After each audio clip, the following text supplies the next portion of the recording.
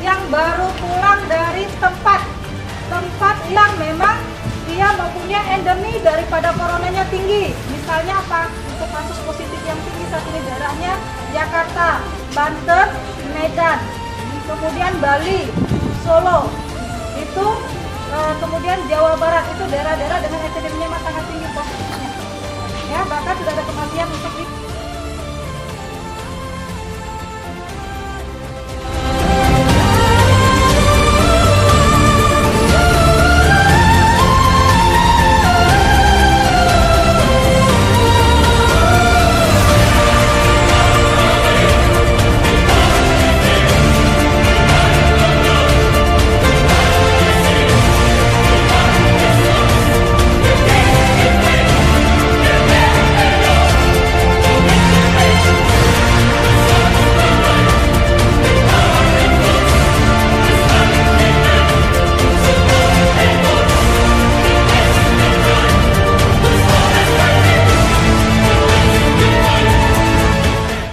Alhamdulillah, kami sangat terima kasih kepada bapak-bapak ini yang telah berusaha mengatasi penyemprotan ini agar tidak tertular virus corona.